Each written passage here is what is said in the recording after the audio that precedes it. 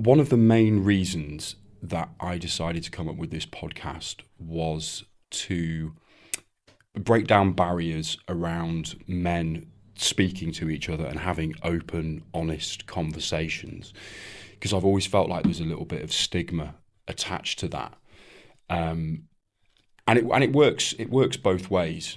You know, when you open up to another man and you are honest and you are vulnerable, I suppose, it gives that person that you're speaking to permission to also be vulnerable and open and honest with you. And before you know it, you're both sharing these really, really important things, sometimes difficult conversations. And I know that those are values and ideals that you also subscribe to, Luke. 100%. Have you always been like that? I mean, I guess what I'm asking is, you know, it must have come from somewhere. You haven't always been someone who's open and honest and likes to talk about this kind of thing and encourage other men to talk about it. So where did that come from? Great question. And you've literally got me down a different rabbit hole I've never been down, really. I always think back to my reports used to get from school, and it was always that Luke talked too much. And I think I've always been an oversharer when I look back. There were periods in my life that I had stuff going on that I probably chose to not share with the world.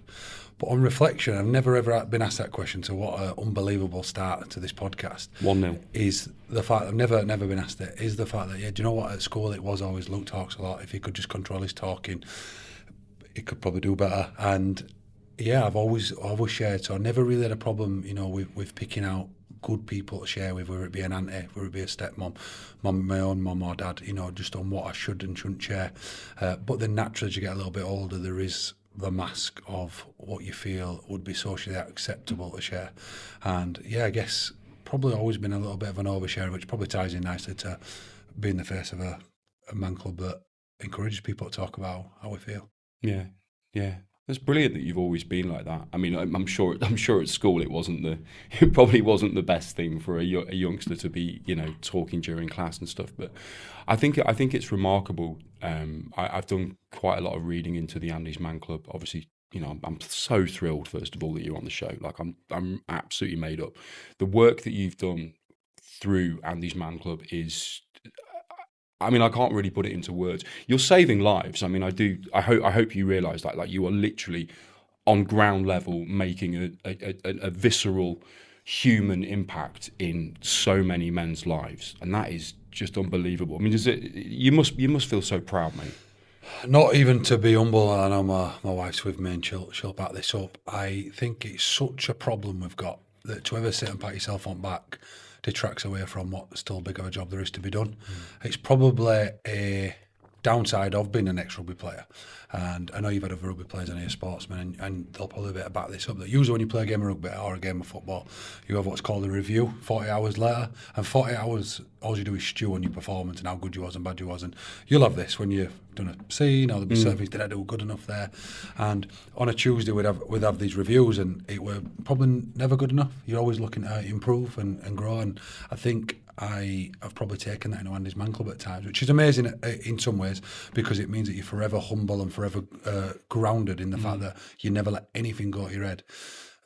Sometimes you probably need to spend a little bit more time just really reflecting. And there's been moments where I've reflected on just how big this is, and it might be when I'm driving to Liverpool and, you know, we see an OK to talk sign, or down in London and it's on a train board, and, you know, it is everywhere in that. So in terms of that, I'm proud. I think what makes me most proud is, and I've probably never shared this, when I think about the impact of Andy's Man Club, was my daughter dressed up as me on World Book Day, and she didn't ask to put a rugby kit on. God. Yeah, she didn't ask to put. She didn't ask to. Mate, that's beautiful. Going to get me a little bit of this, actually, because I've never actually thought about this. But she didn't ask to go as Dad the rugby player, Dad the public speaker. She asked to dress up as Andy's Man Club dad, and she threw an OK sign up. She wore an OK hoodie, and I know it's not a young boy, and it's a girl, but I think it's just as important for women with growing rates of suicide that she was proud. And I think for me, on a granular level, that's more important to me, that my kids are sort of hammering on that message. And even my little 5-year-old, she'll always say, you know, OK to talk, and she always does a little sign. And it's honestly not to come across humble, because I know some people do stuff and it's that's how they sort of sell it, but it's never been about me. From the first day I did the very first video, because I know how these things can blow up, I always said I don't want it to be about me. I want it to be about like you, whoever's listening, and I want it to be about the team and the organisation, because there is no Andy's Man Club with just one person. It's based on the chaos theory of the butterfly effect, and I believed it doing It's Okay to Talk, how one small little change can have wide effects elsewhere, like a butterfly when it flaps its wings. You've heard the theory. And that's how I've always looked at his Man Club, because it just takes one interaction of a guy being vulnerable enough to speak to another man. But then when you multiply that by 40 guys in a room who then go home and have conversations, and then go home and have conversations. You know, we're now this week very proud to be sat here saying that we just had 5,127 men last night across this country, having those conversations. Our record night. And they're given permission to talk. Yes. They now know that actually it's okay to talk to another man about and have these difficult conversations and open up and go, actually, you know what, lads, I'm feeling a bit crap. Yes. That is so empowering. I mean, you know, I know you're from a very masculine background, playing rugby and all this sort of stuff, and I know you played from when you were quite young, and I know what that's like, that masculine world of that pretense and everything's okay and that stiff upper lip and all that. It's all bollocks. Yeah. Really, when you break it down, there is nothing better than connecting with somebody and having a really honest and open dialogue and giving them permission to do the same. Tell me about Andy's Man Club. Where did it first come from? Where was the idea? So, which most people don't. There's another rugby player called Keith Senior, ex-Leeds Rhinos, Great Britain great, and he lived with me for a period when he was having his own rough times. And every Saturday morning, me, Keith, my dad, and my son Alf used to go for this thing called Man Club, and it was just a bit of a joke. It was just a greasy spoon above this gym that I used to have, and we'd go down there, and the adults would just talk some shit. Basically, that's what we'd do. Me, my dad, and one of my other best mates were there as well. And when tragically my brother-in-law died by suicide, and we can touch on that in a sec, just how horrendous that was. He didn't talk, and then I started thinking about this concept of like, if he'd have talked, what could have been the difference? And at the time, it sounds mad this, but it was never about the men. Even now, the mission isn't the men. The mission is to stop other families going through what we went through. So when that's like the why, you've then got to go the how. Well, then you've got to stop guys taking their life. But how do you do that? What's the what? The what is getting guys talking. And I believed at the time, if I could, as a masculine rugby player, sit in a room full of other blokes and say, life's shit at times, isn't it? Then hopefully they might be able to do the same, or feel permission to be able to do that same thing and have that vulnerability to, well, I'm sat with a rugby player. Or I remember first session they came, I think they were a big doorman, who were meant to be a bit of an hard man around town, and he were there, and there were all these different guys from these backgrounds. And I honestly didn't know how it'd go when we first put the first post out. And when them first 9 guys came, it was one of the most powerful nights of my life, because we had this little phone ball, and some guy said to me, you know, an older bloke, a proper Yorkshireman, said, chuck that here, young man. So I chucked the ball, and he just opened up powerfully about losing his son, not to suicide, to another means. And he then threw it to someone else who now works for us and has worked for us for 9 years, and threw it to Oliver. And Oliver then opened up. And then his best mate opened up. And before we knew it, these 9 blokes all opened up. And it was like, shit, we're onto something here. Yeah. Because these 9 blokes. The problem with that is, the week after, 15 men came, and they all opened up. And that's when I started the It's Okay to Talk campaign, which we might touch on. And boom, it blew up. Suddenly there were like 20 guys through us door, 30 guys. And you can only tell your story so many times before it's like, it's on repeat. And I don't think that's good for anyone, to continue to tell your story. So what we did is we implemented some strategies, some questions, some leading questions. So now what we have is do you know how Andy's Man Club works? I mean, I know what's on the website, and I mean, I've watched a few videos, but beyond that, no. Please tell me. It works on a core 5 questions, right? So, but there's a 6th question, really. So if you were at your rock bottom and you go to a group and you decide you're not going to talk, that's how most people come. I'm not going to talk. I might go for 3 weeks, and they're not going to talk. That's fine. They don't have to talk. They've got permission to not talk. Just listen. That can be as powerful. But there's a foam ball, which is actually more nostalgic from that first foam ball. That's why we took it, because everyone had a big stress ball in their hand. That ball goes round, but when that ball hits your lap, because you'll know in any conversation with a group of lads, there'll be 3 or 4 lads that are just going to take over that conversation. There'll be passengers along the way who want to say. So what that ball does is that's your chance. That's my time now. So when a guy comes to a group and he's never wanted to talk, and that ball hits him on lap, and the first question is what's your name and a positive reason you're here? Right? Well, is that I'm not going to talk, but I'll tell them my name, because It's just only right to do. So Luke Ambler, got no positive reason. The facilitator should say something like, well, positive is your ear. People might clap, they might not, depending on the vibe of that room. But that's good. He's had a little tick now. I won't want to speak though. Now it goes round again, and now it's, how's your week been? These next three questions always stay the same. How's your week been? Well, any of us can answer how's his week been, because even if you had a shit week, you're going to have a shit week, aren't you? I've had a good week, a different week, missus doing me head in, partner's doing me head in, whatever it is, work. You're probably going to talk about that. You might not go deep, but you might go surface level, like you would with someone at a bus stop, right? Just break the ice. Yeah. Second question then's a positive question. Now it's tell us one positive from your week. Because as you'll know, with anyone who's dealt with suicide ideation, is what you need to give them is like a hook point to want to stay. So something future-based or something very positive. So now what we're giving them is they've got something positive in life. Because usually when you're in a negative space, all you think about is the 900 negatives. You don't think about that one positive that you did have in your week. So now what we're doing is they've got a little bit of pressure off, they've got a bit of shit out. Might be two little bits. Now they're going to tell you one positive from the week. And now, because I've spoke 3 times already, the next question, which is the big one, which is anything to get off your chest. And then, boom, these are big shares. Sometimes they're not big, but they might be big to that person. Might be they've got a series of parking tickets and they're struggling around. It might be that we're on London Bridge last night. The list goes on. And then we've got to close Pandora's box, haven't we? So then we do 2 positive questions to finish. I'll give you, 2 that could come up, and they can be a silly. The question 5 is always a little bit silly. Question 4 might be tell someone in your life that you're grateful for and why. Every question 4 is and why. And the reason why we attach and why is usually when you've got a why, you've got emotional attachment. So now we're giving them a different emotion to anxious or depressed. We're giving them content, joyful, happy, you name it. And question 5 could be, if you could not eat one vegetable for the rest of life, what would it be? Something bullshit. Like it literally is, what would be your favourite sandwich? Or what if you could only have one sandwich for the rest of your life, what would it be? It's some of them have got out of hand, but they always make the lads who go regular laugh. So now, imagine this. A guy's walked through a door, didn't want to speak, rock bottom, and now he walks out the door smiling. You've given him hope. And the single biggest killer of men isn't suicide, it's losing hope. Relationships die, careers die, people die when they've got no hope. And what is hope? Hope is that tomorrow can be better than today, right? Yeah, 100%. 100%. And a lot of these men, this will be the first time that they've ever had these sort of conversations. Yep. Ever. These are older fellas. These are fellas, like you say, they're a doorman.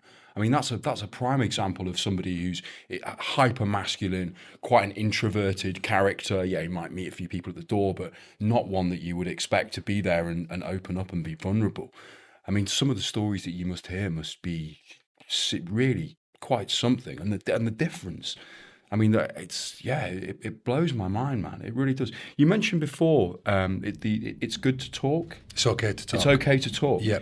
Yeah, I've seen that campaign everywhere. Yeah. Is that you? Yeah. Oh my God. So, I had no idea. I'll tell you that because it'll be good enough to tell it in front of my wife who said it won't work.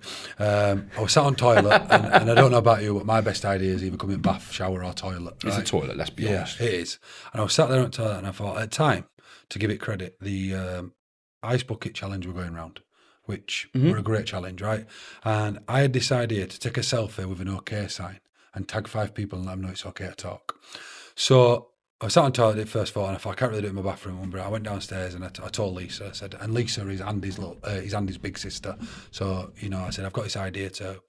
If I had 15 men into a week, imagine how many men really want to talk. So I said I want to do this idea. She's like, can't you do something like it's a bit more funny and interactive? I said, I just want to give people permission.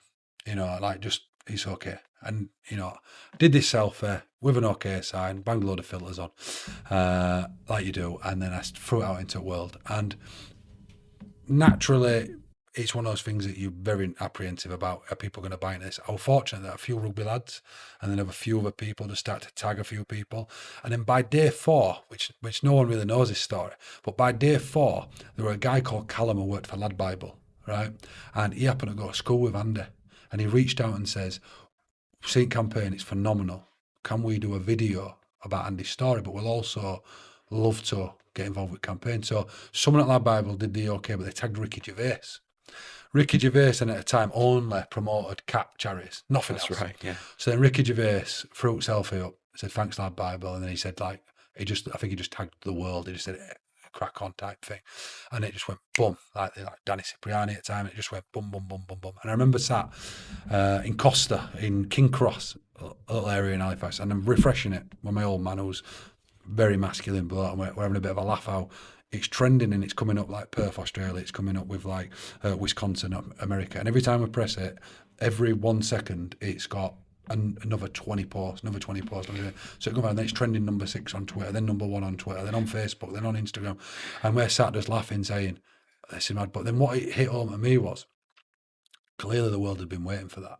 And then that obviously blew up.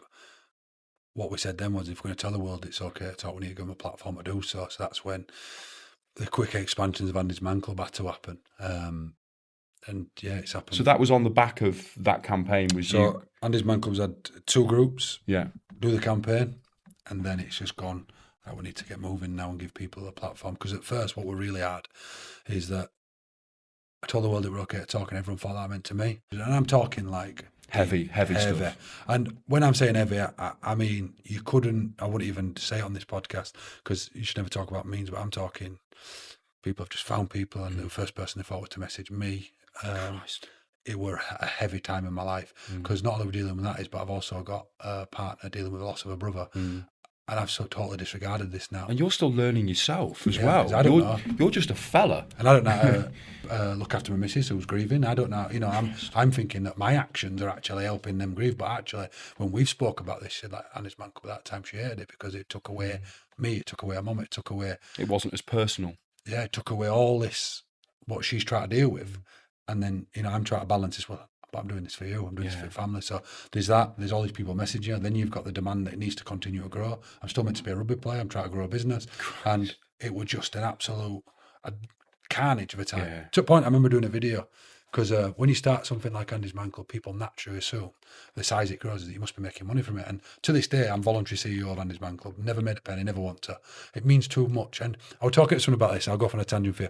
When you run a business, so we have 3 businesses, and when you run a business, everything is about, when you run a business, it's about purpose, but then you've also got to be able to live. Yeah. The beautiful thing about Andy's Man Club, having a CEO, and I spoke to Andy's mum about this today, is from this realisation I had while we're doing some recruitment in my own business, is why Andy's Man Club works as well is because every decision I make isn't about impacting me. It ain't about where I get profit end of year. It's not about shareholders. In any way. It's actually about, so me and her are running this from a strategic level, and it's actually always about any staff we make, any staff in positions, anything, it's all to help more families not go what we've been through. And it's a beautiful way to grow an organisation, isn't it? And I don't know why I went down that tangent with you. No, it's lovely to have some context, man. Why you? Why did you feel like you had to do something, do you think? I was ready. Really? I was ready. Were you looking for... No, I was not looking for it. In a nutshell, to give you like the short version of it, because we've all got a story, haven't we? But my story, literally, parents separated at 8. When they separated, my dad won custody, which is really unorthodox. Wow, you were raised by your dad? Just dad, yeah. Wow. I don't want to do discredit to my mum there, because mum's no, a phenomenal human being. But that's really unusual. Yeah, really unusual to live in a fully male, just me, my dad and my brother. Is that where the rugby came from? Yeah, my dad were always into rugby. Mum is unbelievable. 2 completely different characters. Mum is unbelievably selfless, caring, compassionate, empathetic. I get a lot of the good traits that I've brought into Andy's Man Club from mum.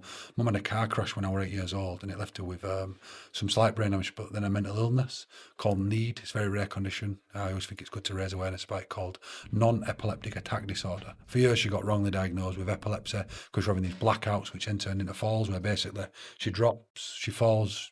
She's battered herself beyond belief. So sorry to stop you. So your parents split up when you're 8 years old.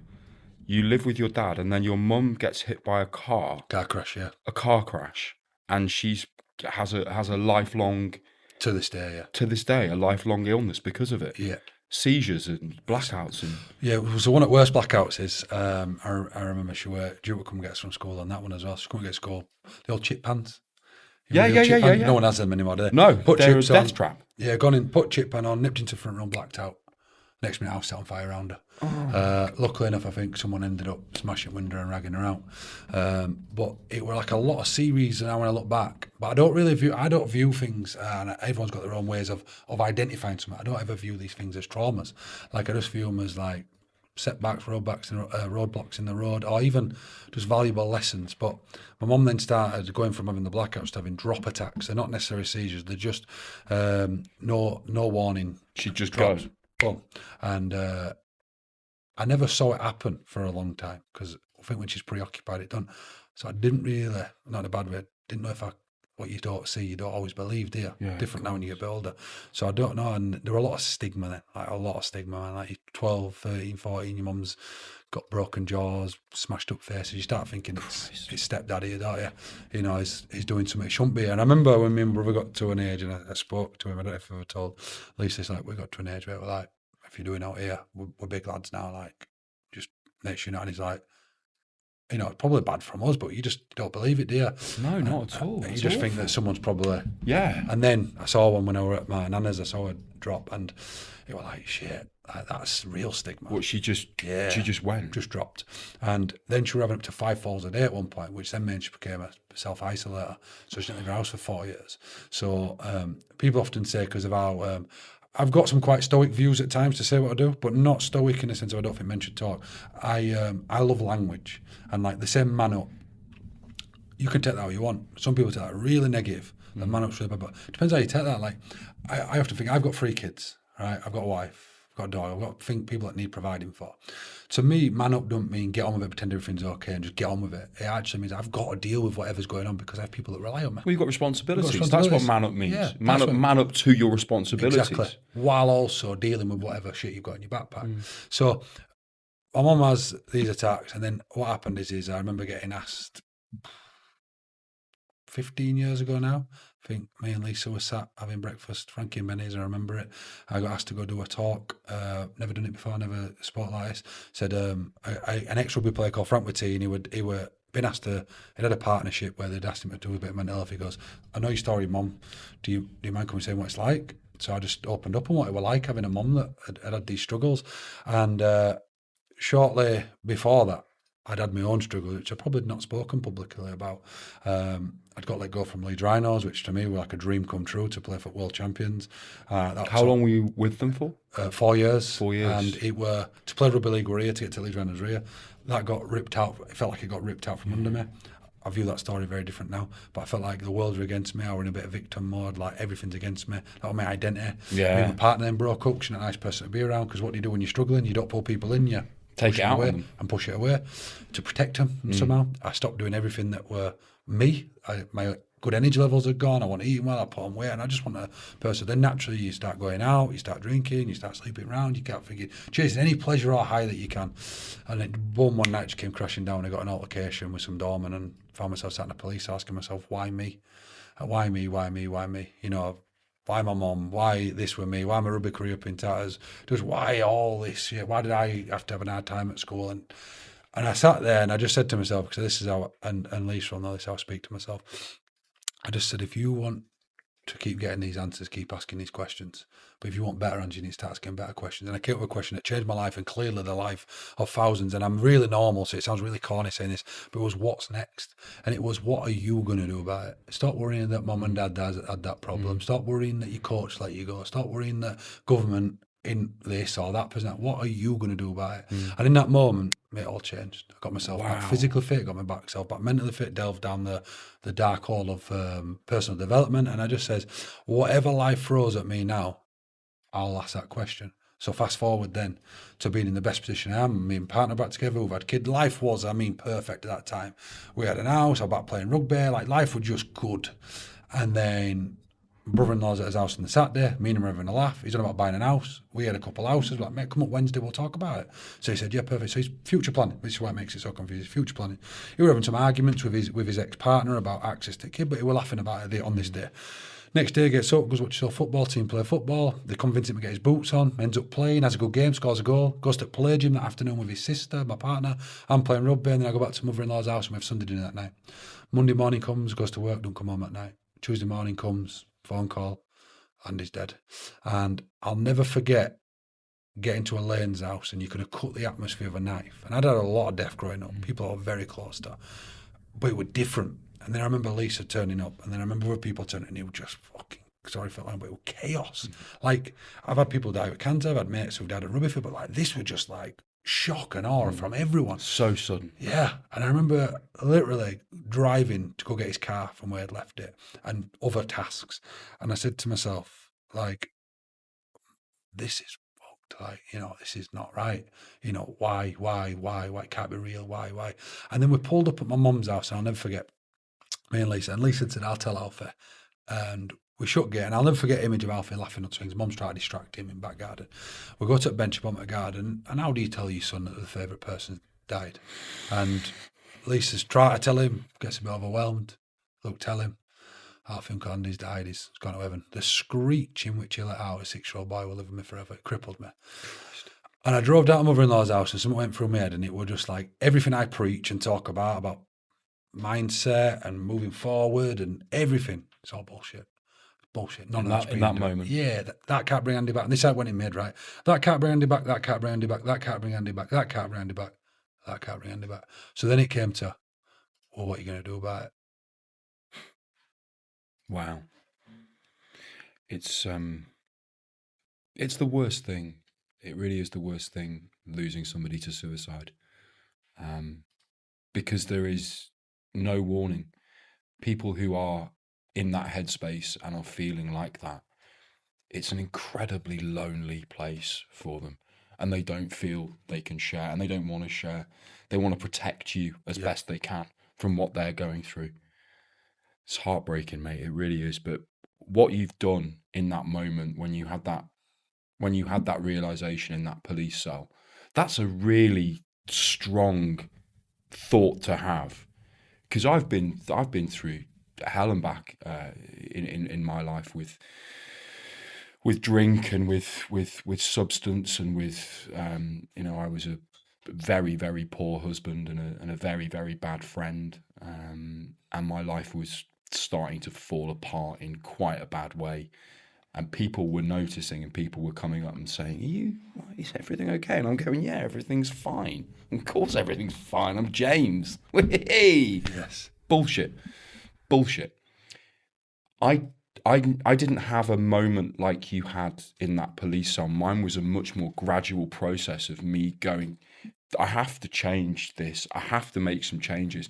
This mental, it's like you're stuck in a loop, isn't it? When you're feeling like that, as you say, and I think there is a bit of self-pity there as well, which is kind of what I think you were getting at when you're saying, why me? Why am I going through this? Why is my rugby career falling apart?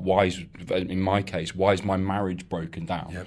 Same in mine. Do you know all of these things, and you're thinking, why me? Why me? It's the wrong way to look at it. I think it's so powerful that you had that realization in that police cell, mate. On what you're saying there about the loop, and I know people, I like to take complex ideas and make them really simple. And something I've spoke about for years is a very simple process of you ask shit questions, you get shit answers, chances are you're going to feel shit. Yeah. And the time that comes most prevalent is just before you try to get to sleep. All right, which then means you've got this overactive brain when you should be getting your rest and recovering, and you don't. You have a shit night's sleep. So then the last thing you want to do the next day is move. So forget exercise, you don't even want to move, right? When you're not moving, in British culture, if there's not exercise, we might as well start a diet again Monday, right? So you eat shit. So now, chemically, just look at that, right? So chemically, and people don't talk about it enough, you're not sleeping, right? So cortisol's through the roof, which is a stress hormone. Then you're not wanting to move, so there's no dopamine or serotonin, which it feel good. You're not getting any sunlight. Not sunlight, because you feel safe. Where do you feel safe? In your bed with your quilt over your head, your curtain shut. You're not getting any good food in you. You're just getting sugar to try and eat a bit of dopamine. Then what we have is caffeine to help ride us up, and then we either have a caffeine crash at the end of the day and still have a shit night's sleep because it's not natural. And the last thing that goes out the window for everyone is the one that I think needs to talk about most is you time.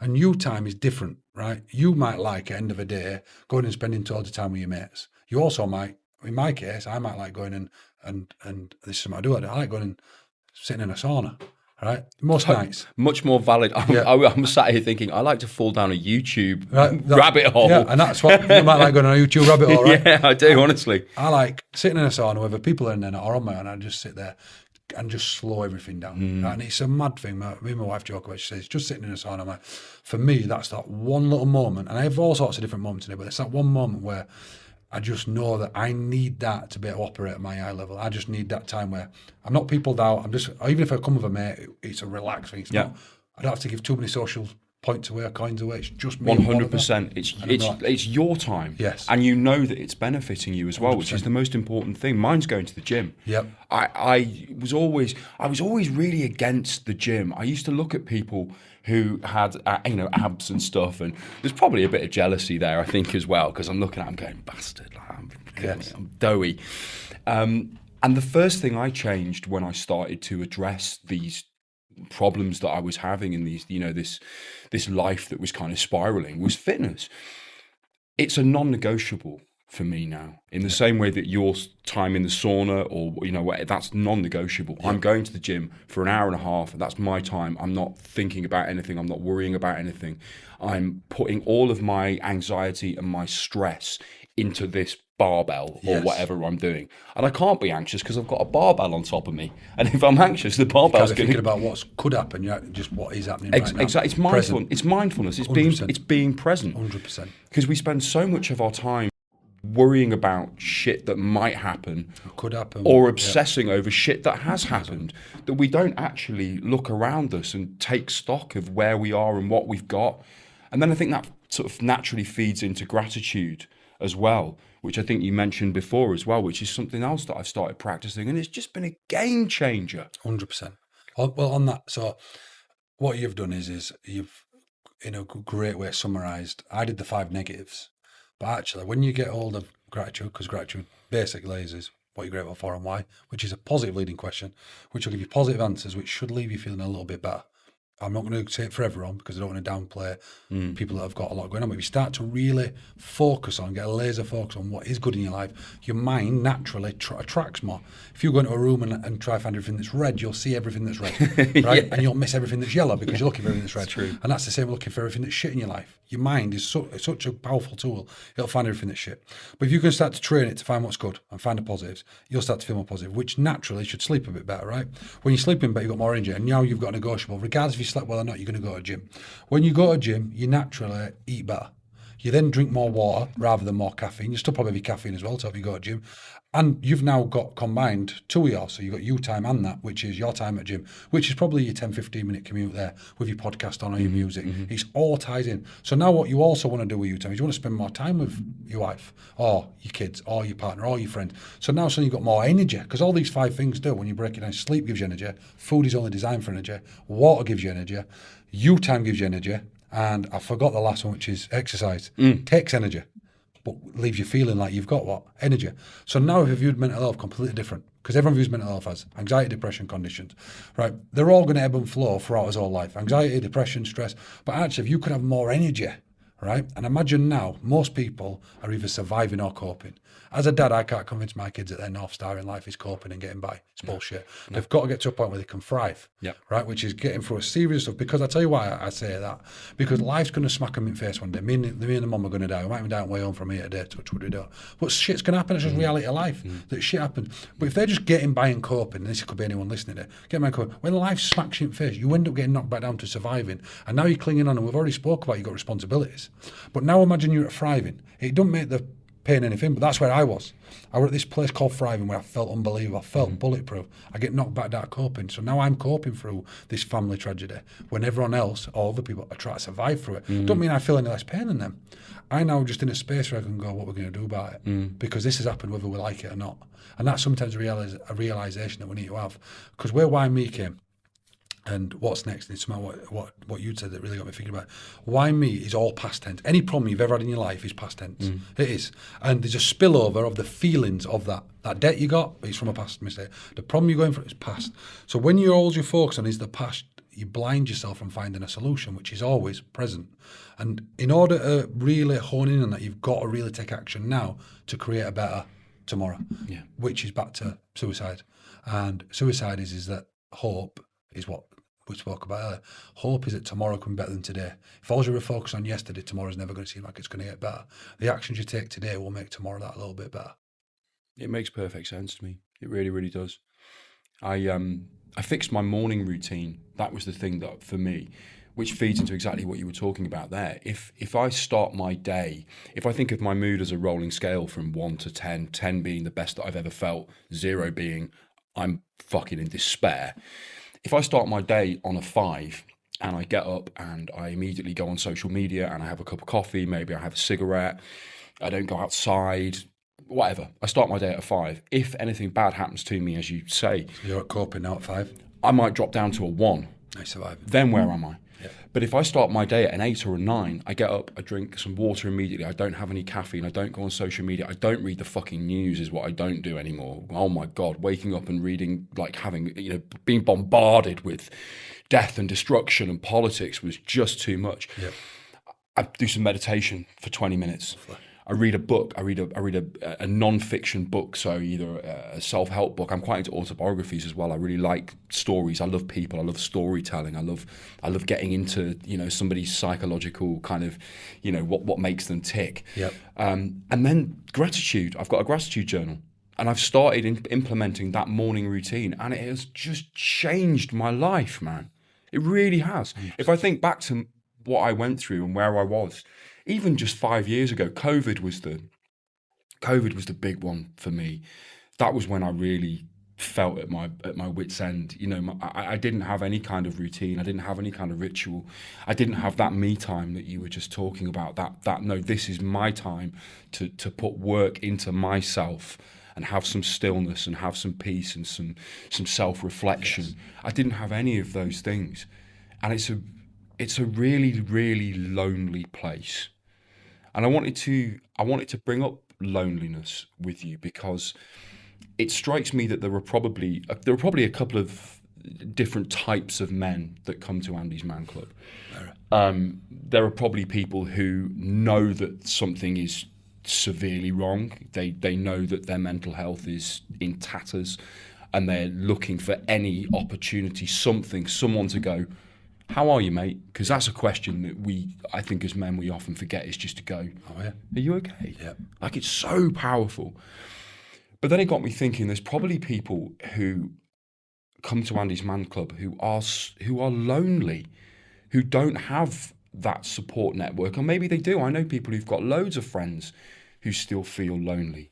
And it's one of the biggest killers. It's heartbreaking and also there's a lot of stigma around it as well. I think it takes a lot of strength for a man to say, I'm feeling really lonely.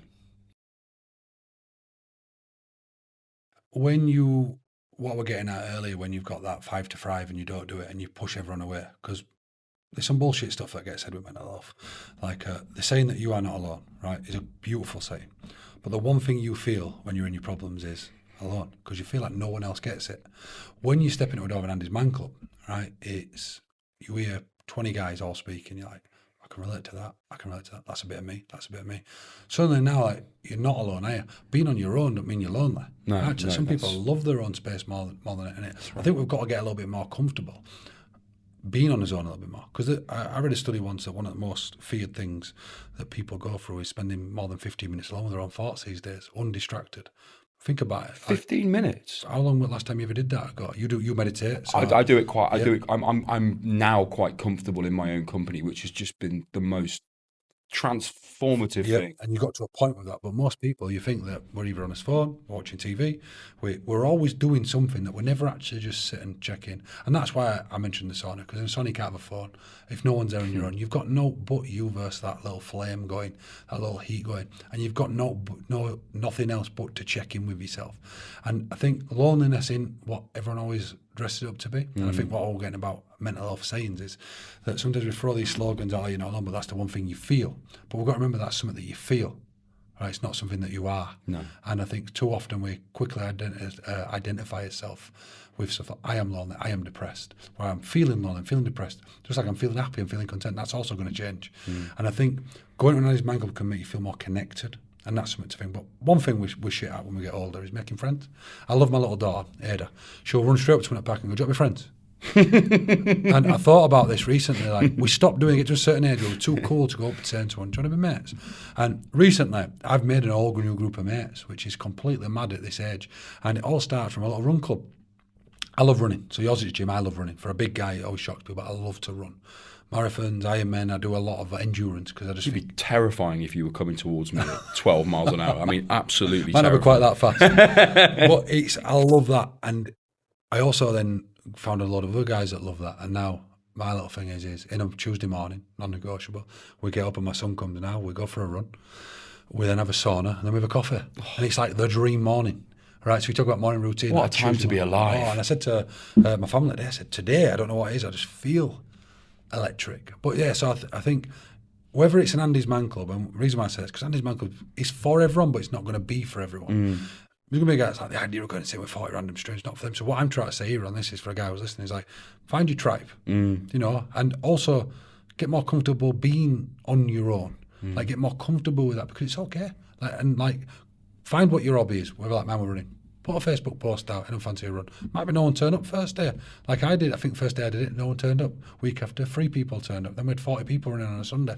It's just people want to be part of a community. And I've noticed it, whether it's a run tribe, whether it's a gym, you know, exercise class, all human beings want to be is like in historic days, is round a little tribe of people. We want connection. 100%. In whatever capacity that comes, whether it be in a man club, whether it be in a podcast, whether it be connected to a community in any forms, all people want to be part of. It's easier said than done, I think, sometimes though, isn't it? And I think it's probably that first step is often the hardest. It must be hard for some men to take that first step into the man club and to you know, to sit down and to receive the ball and open up. I have this discussion a lot, and it might be quite controversial. So you just said then it must be hard. And I always say to people, so break this down into 2 ways. One is unbelievably hard to admit you've got a problem. Yeah. Unbelievably hard. Then unbelievably hard to accept you've got a problem, and then, so admit, accept, and then deal with it, which is walking through a door. Some guys sit in car for 3 weeks while they're going to group. But when they do go and make that step, and they do go through that hardship, they then feel better, right? So what I always say to people, I have this all the time, people always assume you just don't get it. That's what's wrong. You just don't get it. That's what they always, you know, people say it naturally to anyone, don't they? It's one of them things, oh, you just don't get it. I always go, but let me just understand something. You're telling me right now that you're at rock bottom, and it's hard to go and to join a run club. It's hard to go join a run club. But sure, it's a lot harder feeling like you feel for the next 40 years of your life.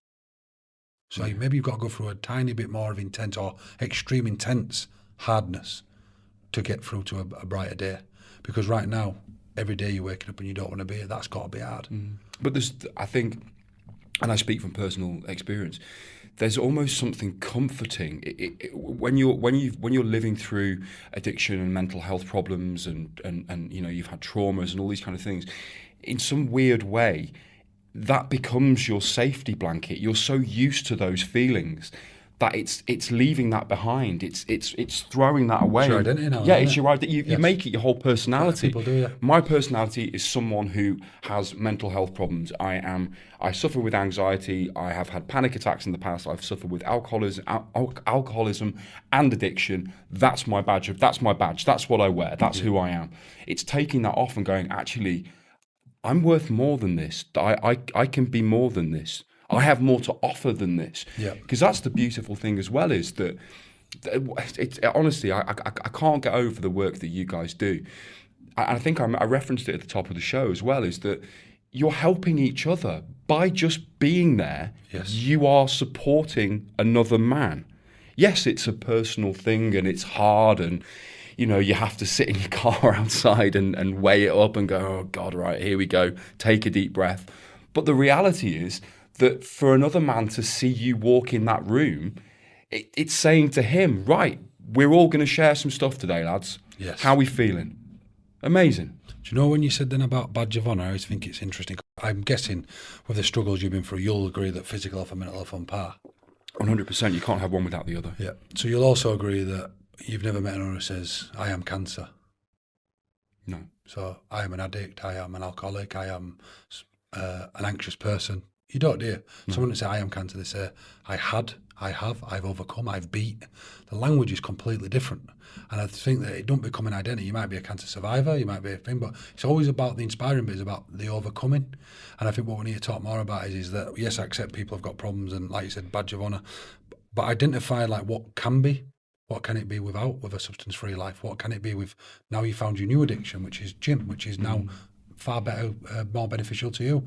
Now that should be a badge of honour. I was someone who struggled for 10 years with X, Y, Z or longer, but now I go to gym every day. That's who I am now. I'm someone who now is doing a podcast and promoting it. That's the badge of honour. Badge of honour is someone who had depression and now might have it again, but now knows the tools and strategies to overcome, just like someone with physical health does. But we want to often compare physical and mental health on the negatives, but not on the positives. But when we overcome a physical health, we praise people. We praise people and we find strength and admiration from people who overcome. But we don't often say that enough around mental health. Actually, your connection to mental health, and the fact that you've got anxiety, is the fact that you've learned to deal with it. Yeah, absolutely, 100%. And it's finite as well. There is, you can overcome these things, and you can change things around. And that's the difficult thing, is that you're absolutely right. I've never heard it put like that before. That's going to stay with me, actually, what you just said there. We can be unkind to ourselves, I think, with language and the way that language is everything. The way that we talk about ourselves and the way that we introduce ourselves. Like you just said, hi, I'm an addict. Hi, it's unkind to ourselves to paint ourselves with such a broad brushstroke when we're so much more than that, and we're so complicated, men, and we have all these facets, and we have all these different ambitions and these drives, and we can become different things. We're incredible creatures. 100%. And I just think for the longest time, we go back as far as sort of modern history. Men have never been given permission to speak like this, ever. Yep. In any society, in any walk of life, we used to sit around campfires and tell stories. But I guarantee they never said, they were never as open and as vulnerable as we are now. And that gives me real hope, actually, for the younger generations, that the work that you guys are doing and the conversation that we're having and this permission that we're giving and this vulnerability, it gives me real hope for the younger generations that they don't fall into some of the same traps and the pitfalls that our generation has. I've got a question for you, if that's all right. Please. So now you've come through this other side, how many friends have you got now that you could ring if you're having a hard time? Not as many. No, let me rephrase that. I've got less friends, but they're more valuable. Yeah. So, but have you got a few friends? Mm-hmm. So if you were to put a number on it, how many friends have you got that you could ring and say, I'm on a bit of a wobble again, I'm having a hard time? 5 or 6. 5 or 6. Now, how many do you have that if you got a big gig, a big award, something really big happening, how many of them have you got that you could ring and say, I've killed it, I've just got this big movie, I've just got this? How many of them have you got? Probably not as many. Now, that's sad, isn't it? That we actually talk that none of men can't talk, but we have more friends who can talk about the bad stuff in his life, but we don't have as many that we dare big ourselves up. So we talk about language, we don't even have friends that we can actually praise ourselves with and say, I'm winning.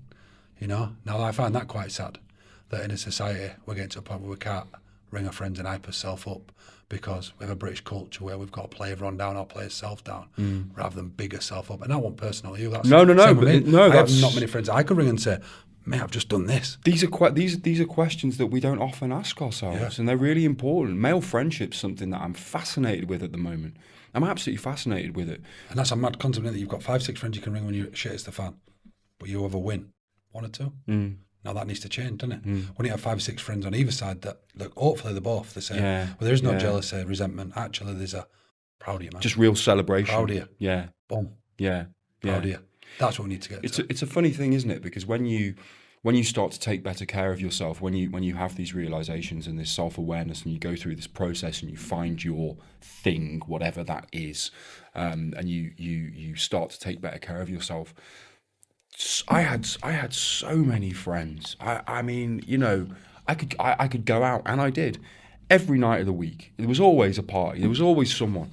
And as soon as you start to put non-negotiables in place, and as soon as you start to have parameters, nowhere to be seen. You raise your standards. Yeah, but you raise it. But then, again, language would be, and this is what people always say. So language is where I talk about some stuff in mental health that I completely disagree with. So like. When I came out about mental health or our thing, a lot of my friends dropped off for good. So then you find out we're real. Yeah, 100%. What a great thing that happened. 100%. What a great thing. And I'm like, being language, what a great thing. And there's another saying that I hate in mental health, that it's okay not to be okay. And I'm going to explain why. Because I always think people think that's controversial, right? It is okay not to be okay, but it's not okay to stay there. Right, and that's what the tagline should be. It shouldn't be it's okay not to be okay, because then what you're saying is you can wave a white flag for the rest of your life and surrender. There needs to be brackets underneath it. But it's not okay to stay there. Like a service station, isn't it? You go on, You go on a motorway, you don't stay that long because you end up with a big fine, don't you? Yeah, it's okay to have a say as pasty once in a while, but you don't want to have one every day. Get back on that motorway and get moving. That's what we need to keep doing. Because from the dawn of time, humans' happiness comes from progress. Progress in relationships, progress in body, progress in mind, which I went from mud huts to wood buildings to brick, right through to now these guys. Moving forward. Evolution. And We didn't just stop and go, this'll do. we're done now, we're good. Yeah.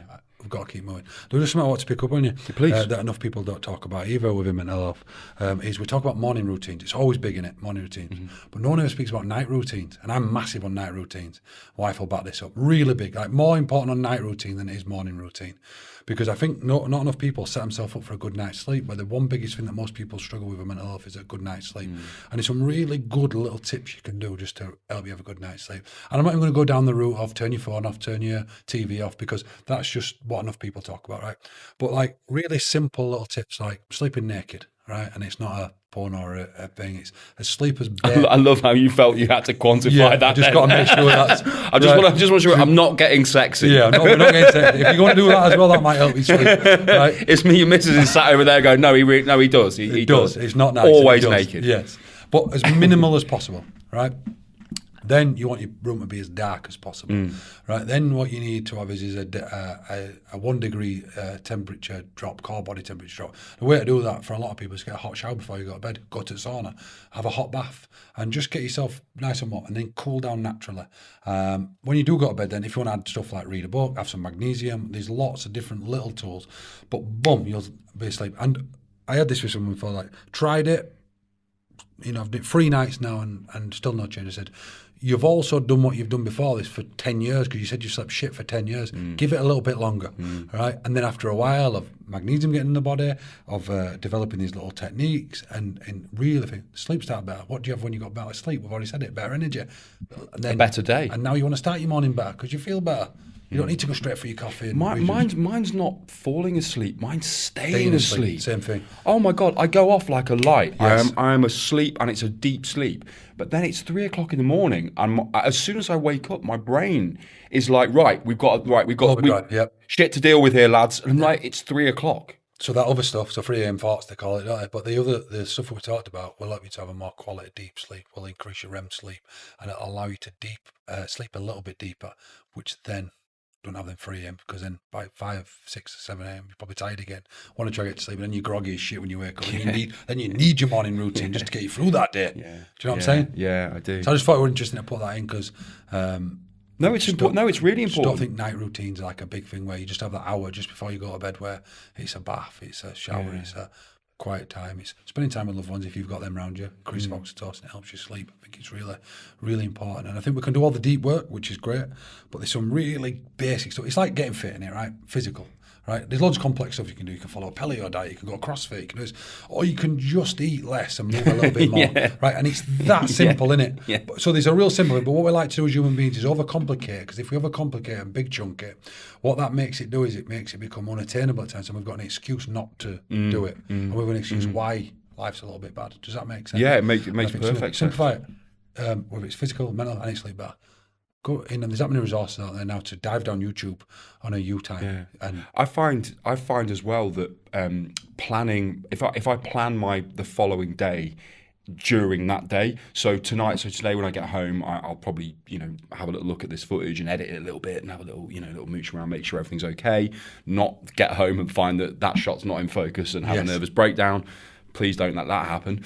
But I'll plan loosely on my phone what I'm doing tomorrow.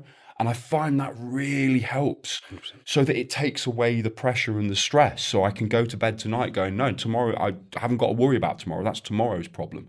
Because that's, again, what we were talking about before, is that constant sense of like, what's going to happen tomorrow? The unknown is fearful. But the more that we can plan and we can prep and we can get a good night's sleep and we have a morning routine, we can thrive.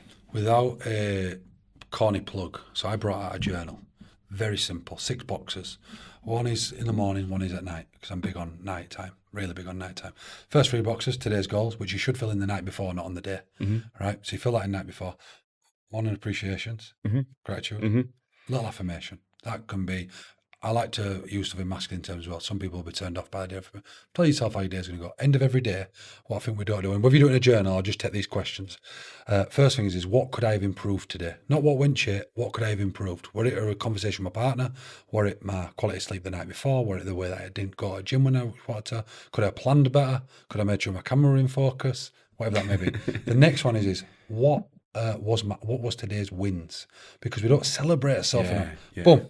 And the last one is which I love most, it's today's conclusion. So you conclude your day, and at the bottom there's a little circle that says out of 10. You rate your day out of 10. So you rate your day 6, 7, 8, 9, 10. Because then you flick over, you fill tomorrow's goals in as well, right? The idea is of doing it this way is you can start to spot trends of what was a 4 out of 10 day and what was an 8 out of 10 day. What was you doing on an 8 out of 10 day? What was your kind of improvements? It tells you what you didn't do.